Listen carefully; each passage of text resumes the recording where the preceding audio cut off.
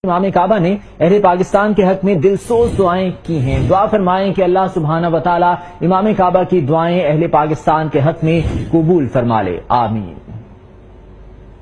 अल्लाहुम्मा वफ़्फ़िक़ इख़वानना फ़ी पाकिस्तान, अल्लाहुम्मा वफ़्फ़िक़ इख़वानना फ़ी पाकिस्तान, अल्लाहुम्मा इजमा' क़ुलूबहुम व वह्हिद सुफ़ूफ़हुम अला किताबिक व सुन्नति नबिय्यिक सल्लल्लाहु अलैहि वसल्लम, अल्लाहुम्मा इम्ला' क़ुलूबहुम बिल ईमान वस्सुन्नह, अल्लाहुम्मा इम्ला' क़ुलूबहुम बिल ईमान والسنة، اللهم اجعلهم إخوة متحابين متآلفين على الخير متعاونين، اللهم ارزقنا وإياهم أمنا وإيمانا وسعادة واطمئنانا يا ذا الجلال والإكرام.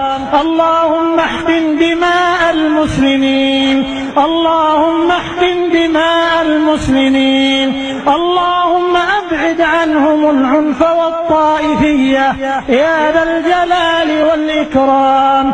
اللهم احفظ هذه البلاد بالإسلام، اللهم احفظها بالإسلام، اللهم رد عنا وعنها شر الأشرار وكيد الفجار وشر طوارق الليل والنهار، اللهم احفظها من حقد الحاقدين وحسد الحاسدين وعدوان المعتدين يا رب العالمين يا ذا الجلال والإكرام. ربنا آتنا في الدنيا حسنة وفي الآخرة حسنة وقنا عذاب النار. ربنا تقبل منا إنك أنت السميع العليم وتب علينا إنك أنت التواب الرحيم، واغفر لنا ولوالدينا ولجميع المسلمين الأحياء منهم والميتين برحمتك يا أرحم الراحمين. وآخر دعوانا أن الحمد لله رب العالمين.